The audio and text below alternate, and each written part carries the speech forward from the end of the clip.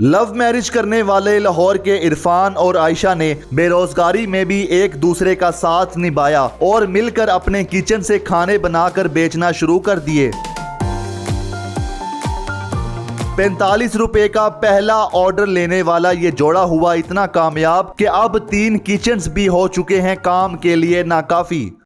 Urdu point की videos देखने के लिए हमारा चैनल सब्सक्राइब कीजिए और बेल के आइकन पर क्लिक कीजिए ताकि आप हमारी तमाम आने वाली वीडियोस से बाखबर रह सकें।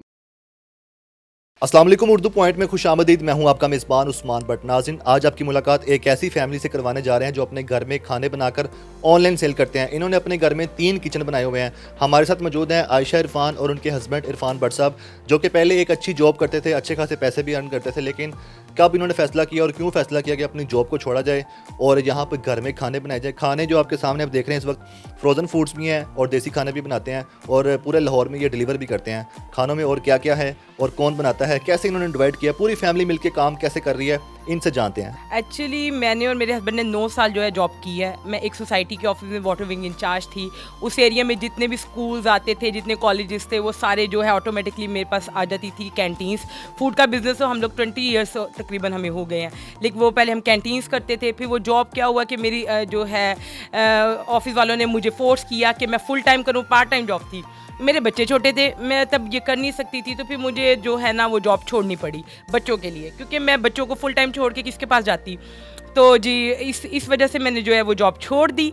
उसके बाद जी कैंटीन्स का बिज़नेस ये संभाल रहे थे, तो जो कैंटीन्स थी वो भी चली गई। हम लोग जो है जॉबलेस हो गए, दोनों कैंटीन्स भी चली गई। डू एंड डाई की जो सिचुएशन थी वो बन गई थी। हम लोगों के अपनी गाड़ी सेल करनी पड़ी और हमें फिर अपने घर के ऊपर वाले पोर्शंस जो है वो रेंट पे देने पड़े। फिर उसके बाद क्या हम लोगों ने सोचा कि भी कोई बिज़नेस फ़ौरन किया जाए, क्योंकि हमारे पास पहले एक्सपीरियंस था जो कैंटीन्स का था। मेकिंग शेकिंग तो होती थी घर में ऑलरेडी। तो उसके बाद फिर हमने ये शुरू किए हुए हमें 9 साल हो गए हैं। तब जो है ऑनलाइन बिजनेस जो है फूड का कोई आइडिया नहीं था, कॉन्सेप्ट नहीं था। लाहौर में कोई भी ऐसा नहीं था पेज जो ऑनलाइन बिजनेस करता हो फेसबुक के ऊपर।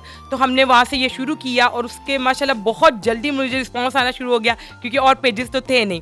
तो फिर मेरे हस्बैंड और मैं जो है 9 ईयर्स से है ऑनलाइन बिजनेस का काम कर रहे हैं आयशा's किचन के नाम से। पहला ऑर्डर मेरा था 45 रुपये का और 100 पर्सन्स के ऑर्डर था, यानी 100 लोगों का ऑर्डर था।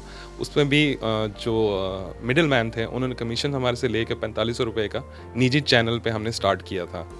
तो वहाँ से हमारा फर्स्ट स्टेप था। उसके बाद आहिस्ता आहिस्ता तो काफ़ी स्ट्रगल करनी पड़ी थी। जॉब चली गई थी, फिर जॉब छोड़ दी, फिर इसके साथ ये काम हमने अपना शुरू करते रहे। साथ साथ करते करते अब माशाल्लाह वेल है, बहुत अच्छे तरीके से हम ये काम मैनेज कर रहे हैं। मिसेज़ हैं, मैं हूँ, मेरे बच्चे हैं, हम मिलके ये सारा काम मैनेज कर लेते हैं इजीली। आप भी खाने बनाते हैं, आपकी मिसेज भी बनाती हैं, आपके बच्चे हैं वो भी बनाते हैं। आप सब ने आपस में क्या क्या ड्यूटीज़ डिवाइड की हैं? आप सब मिलके किस तरह चला रहे हैं ये होम बेस्ड किचन? सर मेरी मिसेज़ हैं, बेस मेरी मिसेज़ के साथ है। उसके बाद मैं हूँ और मेरे बच्चे हैं, 4 बच्चे हैं मेरे। वो चारों के चारों पढ़ने के साथ साथ काम भी करते हैं। मेरी बेटी बड़ी है, वो कंप्यूटराइज करके ऐड वगैरह बना रही होती है, मामा के साथ हेल्प कर रही होती है, मैं कर रहा होता हूँ साथ। उसके साथ मेरा बेटा है। उसके बाद वो सारा वाचर्स वगैरह होते हैं, डेबिट क्रेडिट सब कुछ चेक कर रहा होता है इसका। और ये तीनों के तीनों बच्चे हमारे से पेमेंट भी ले रहे होते हैं। हम उनको पे कर रहे होते हैं इस चीज़ों के लिए, ताकि वो खुश रहें और काम करते रहें। एडवर्टाइजमेंट का काम मेरी बड़ी बेटी करती है और उसके बाद जो मेरी सबसे छोटी बेटी है उसने ये सारा डेकोरेट देखे आपके सामने उसने सारा किया है। कटिंग बड़ी स्किल्स सारे उसको आते हैं। उसका एक यूट्यूब चैनल भी है, वो भी रन करती है स्टडीज़ के साथ, यानी कि अपने शौक भी हैं उनके साथ, वो भी लेके चल रहे हैं। एक वक्त था कि हमने इन बच्चों के लिए जो सेक्रीफाइस किया, अपनी जॉब्स छोड़ी, क्योंकि हम ज़्यादा टाइम जॉब पे देते तो इनको कौन देखता, क्योंकि हम इंडिपेंडेंटली रह रहे थे। तो उसके बाद यह कि इन बच्चों ने जो है प्रूफ किया कि अगर हमने इनके लिए सेक्रीफाइस किया तो ये हमारे जो है हैंड्स बन गए हैं, हमारे शोल्डर टू शोल्डर हमारे साथ खड़े हुए होते हैं और सारा काम करवाते हैं अल्हम्दुलिल्लाह। तो हमें बड़ी खुशी होती है कि जो हमारी मेहनत है वो रायगा नहीं गई है। जब आपने आगाज़ किया इस काम का तो आपके मेन्यू में क्या क्या होता था?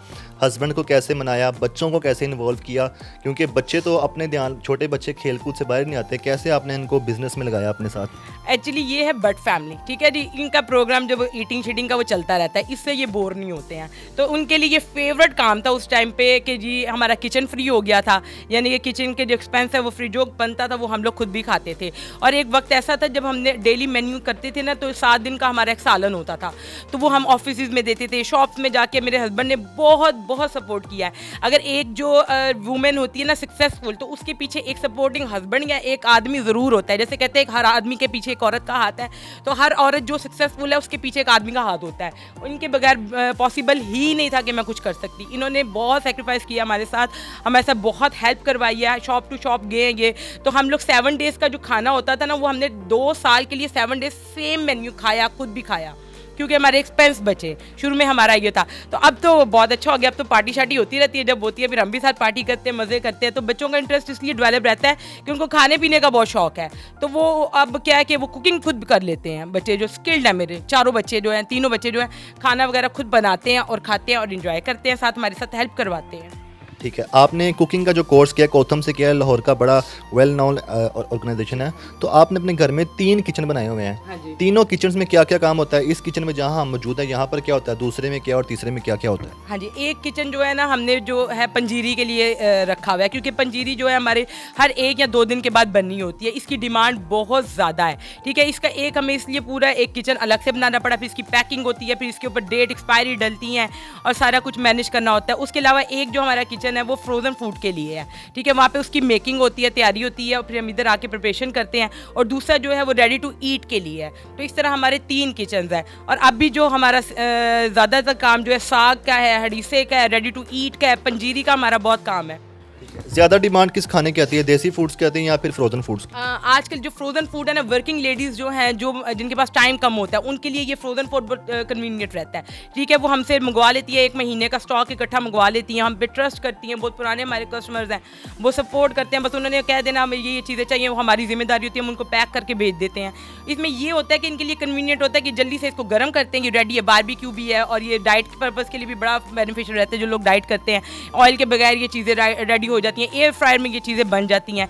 तो फ्रोज़न का काम हमारा जो है वो पीक पे जा रहा है। और पूरी सर्दियां जो है हमारा पंजीरी का काम था, अभी भी अल्हम्दुलिल्लाह वो हर अल्टरनेटिव डे पे जाता है। ये पूरे पाकिस्तान में जा रही है जो हमारी पंजीरी है। हाँ जी। और जो तीसरा किचन है उसमें हम लोग क्या है, बेकिंग करते हैं, ठीक है। बेकिंग ज़्यादातर घर के लिए भी होती है, और जो मेरी तो पूरी ट्रेनिंग है, तो वो भी बच्चे भी ट्रेंड हो रहे हैं। एक मेरी बेटी है जो उसको वो पैटीज़र बनना चाहती है, यानी कि बेकिंग का सारा कोर्स करना चाहती है। तो वो वहाँ पे उसकी अपनी प्रैक्टिस भी चलती रहती हैं, मुझसे पूछ के करती रहती है।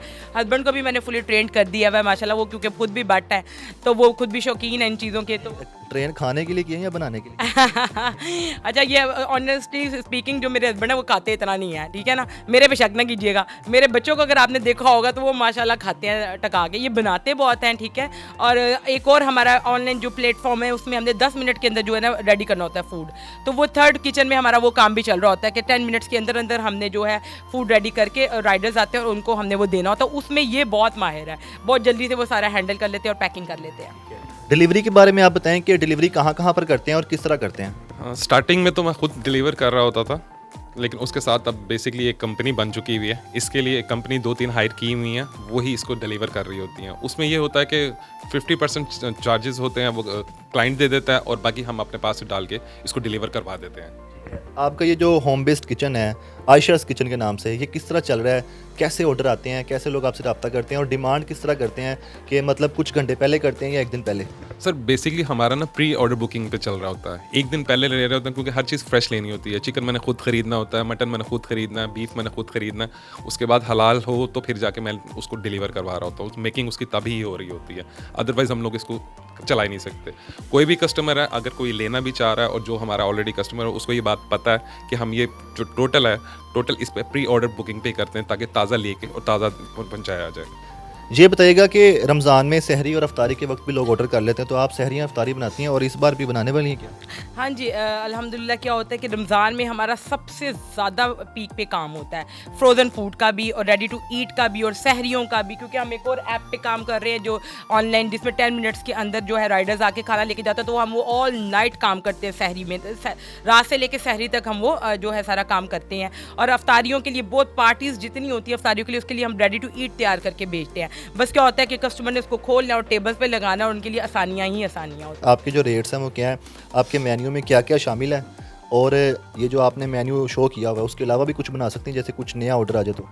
हाँ जी, मैं पहले भी बताया कि जो मेरा मेन्यू है वो डिपेंड ही कस्टमर की डिमांड के ऊपर करता है कि कस्टमर को क्या चाहिए, और ये बढ़ता इतना बढ़ चुका हुआ है कि इसके अंदर जो तकरीबन 200 जो आइटम्स हमारी हो चुकी हैं, हाँ आइटम्स हैं, रेडी टू ईट की भी हैं, देसी का जो कस्टमर को चाहिए। कुछ होता है कि कस्टमर बीमार होते हैं, स्टमक प्रॉब्लम है, उनको जो है कम ऑयल में चाहिए, विदाउट ऑयल चाहिए, ब्लैक पेपर में चाहिए, वो सब चीज़ें हम उनको रेडी करके देते हैं ऑन डिमांड, क्योंकि हमने बनाने फ्रेश उनकी डिमांड के ऊपर होता है। उनको जैसा फूड चाहिए होता है हम वैसा बनाते हैं। तो मेन्यू की तो हमारी आप बात ही ना करें कि मेन्यू हमारा बहुत बढ़ चुका है माशाल्लाह। और रेट्स हमारा क्या है कि शुरू में तो हम लोग मतलब छोटे से छोटा ऑर्डर भी कर रहे होते थे।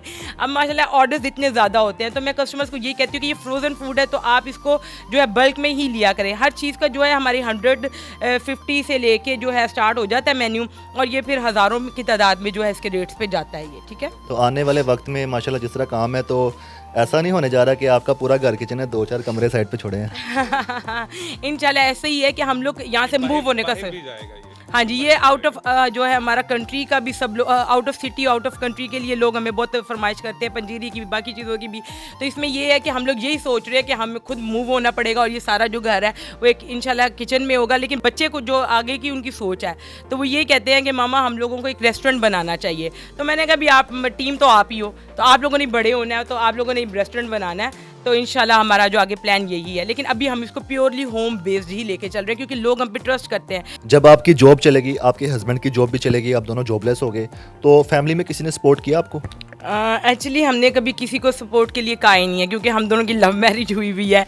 तो ऐसी कंडीशंस आ गई थी कि हम नहीं चाहते थे कि लोग हम पे हंसें, हमारा मजाक उड़ाए। हमने आज तक किसी को नहीं बताया कि हम रात को क्या खा के सोए, या खा के सोए या खा के नहीं सोए हैं।